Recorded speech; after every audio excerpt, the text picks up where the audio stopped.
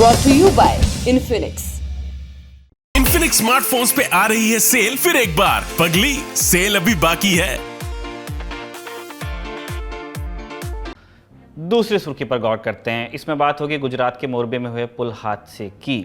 और अपडेट्स आए हैं 30 अक्टूबर को हुए इस हादसे में अब तक आधिकारिक आंकड़ा 135 लोगों की मौत का है, जिसका गुस्सा अब सड़कों पर दिखाई भी देने लगा है। मोरबी में आज वकीलों ने मौन मार्च निकालकर ऐलान किया कि कोई भी वकील आरोपियों का बचाव नहीं करेगा। ग्राउंड जीरो पर मौजूद दी ललन टॉप की टीम ने वकीलों से बात की।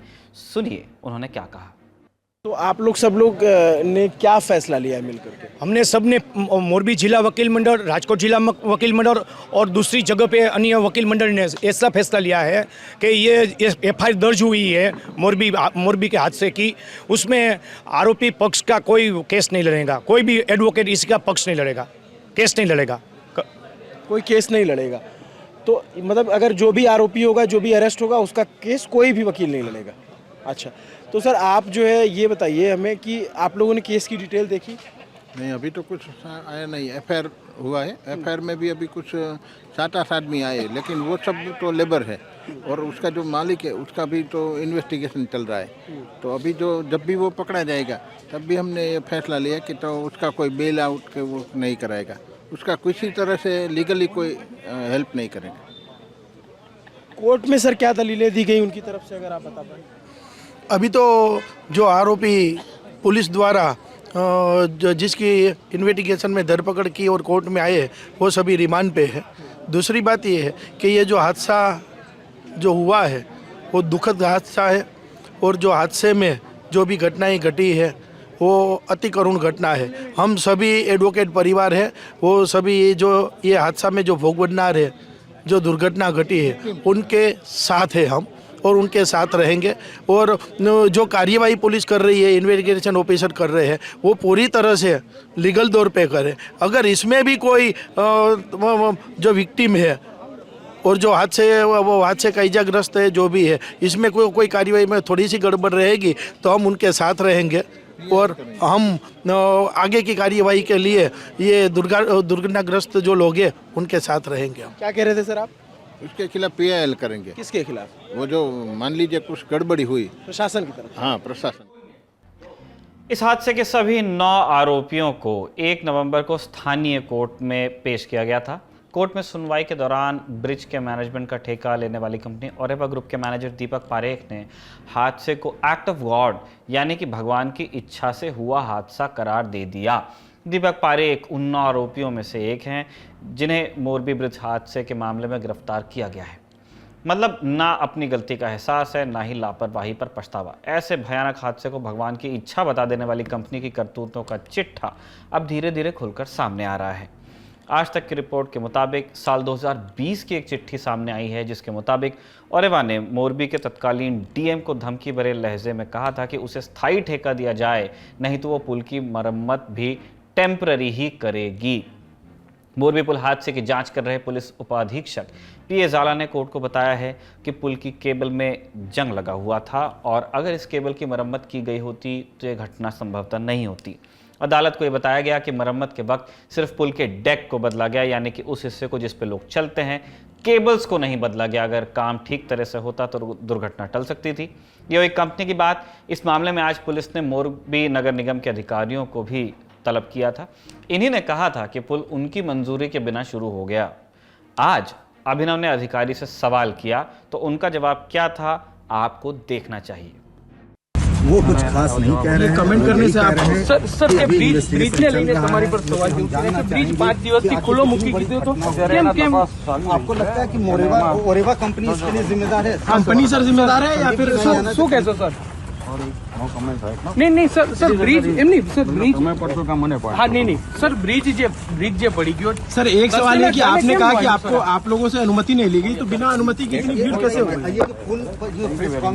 सर पत्र जे सामे આવ્યું છે શું કહેશો સર? પુલ ખોલે જાને की बात જે કરાર સામે આવ્યો છે ચીફ ઓફિસર તરીકેનો જે કરાર તમારી સાથે અજંતા સાથેનો કરારનો જે સામે આવ્યો છે, આ કરાર થયો તો કે ન થયો તો? આ બધી જ બાબતોનો જવાબ અગાઉ મળેલો છે। संदीप जी, ये जो पुल खुला, प्रेस कॉन्फ्रेंस हुआ, ये सारी बातें तो आपको पता रही होंगी ना? कार्यवाही थे, ये सवालों से बचते हुए चले जा रहे हैं संदीप झाला, जो कि म्युनिसिपल चीफ है। इन्हीं का सबसे पहले बयान आया हुआ था कि हम जो है कंपनी ने पुल शुरू किया और इन्होंने अपनी जिम्मेदारियों से पल्ला झाड़ते हुए कहा था कि इन्होंने अनुमति नहीं दी थी। और अभी देखिए गाड़ी में बैठ करके चले गए।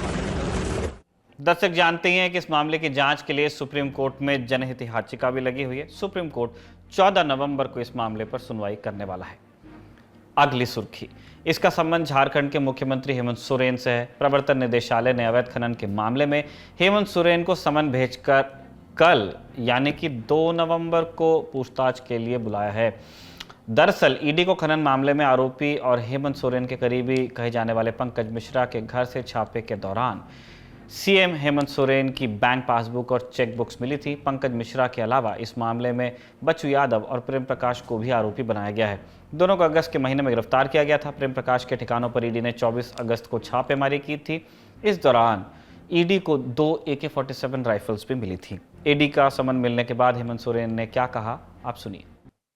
विपक्ष के अनुरोध पर इस राज्य में जांच चल रहा है ईडी का,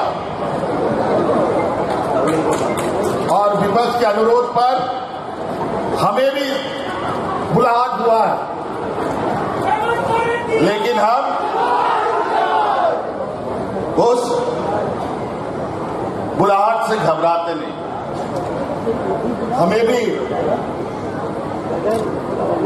किसी कारण से बुलाया गया है, ये दर्शाने का प्रयास किया गया है कि देखो ईडी कितना ताकतवर है। सोनिया गांधी को बुला सकते हैं, राहुल गांधी को बुला सकते हैं, तो मुख्यमंत्री को भी बुला सकते हैं, कोई बात नहीं। उसका जवाब भी हम लोग देंगे। और इससे अगर इनको लगता है कि हमारे लोगों के बीच जो पहचान है और जो छवि है, अगर उनके खराब करने से खराब हो जाएगा तब तो हो गया, तो कहानी खत्म। हेमंत सोरेन को ईडी के बुलावे की खबर से राज्य का सियासी पारा गर्मा गया है। 3 नवंबर को सोरेन की पार्टी जेएमएम ने रांची में हल्ला बोल रैली भी बुला ली है। दूसरी ओर सोरेन पर राजनीतिक हमले भी तेज हो गए हैं, जो कि स्वाभाविक ही था। हाथों हाथ हम यहाँ पे एक भूल सुधार भी करना चाहते हैं। हेमंत सोरेन को 3 नवंबर को बुलाया गया है, आज है 2 नवंबर। अगली सुर्खी की तरफ बढ़ते हैं। इसका संबंध है क्रिकेट से। T20 विश्व कप 2022 में भारत ने सुपर 12 के अपने चौथे मुकाबले में बांग्लादेश को हरा दिया। एडिलेड के मैदान पर खेले गए इस करीबी मुकाबले में भारत आखिरी गेंद पर 5 रन से जीत गया। मैच में टीम इंडिया ने पहले बल्लेबाजी करते हुए स्कोरबोर्ड पर 184 का टारगेट सेट किया, जिसमें विराट कोहली 64 रन और केएल राहुल 50 रन ने अर्धशतकीय पारियां खेली हैं। 185 रन का पीछा करते हुए बांग्लादेश ने मैच में बेहतरीन शुरुआत की। बारिश आने से पहले बांग्लादेश ने महज 7 ओवर में बिना कोई विकेट खोए 66 रन भी बनाए थे, लेकिन बारिश के रुकने के बाद बांग्लादेश को 16 ओवर में 151 रन का लक्ष्य दे दिया गया, जिससे बांग्लादेश की टीम हासिल कर नहीं पाई। इस जीत के साथ भारत 6 पॉइंट्स के साथ ग्रुप 2 की टेबल में पहले स्थान पर पहुंच गया है। अगर आप विस्तृत कवरेज देखना चाहते हैं इस मैच की और पूरे वर्ल्ड कप की, तो आप ललन टॉप स्पोर्ट्स को फॉलो कीजिए, आपको वहां पे ज़्यादा जानकारी मिलेगी। आखिरी सुर्खी की तरफ बढ़ते हैं। ये एक दुखद समाचार से बनी है। वकील और सामाजिक कार्यकर्ता ईला भट्ट का निधन हो गया है। 89 साल की उम्र में उन्होंने अंतिम सांस ली। गांधीवादी विचारधारा का हमेशा प्रचार करने वाली ईला भट्ट ने अहमदाबाद के एक अस्पताल में अंतिम सांस ली। महिलाओं को सशक्त करने में उनकी एक सक्रिय भूमिका रही थी। कई मुहिमों के जरिए उन्होंने महिला अधिकारों के लिए लड़ाई लड़ी थी।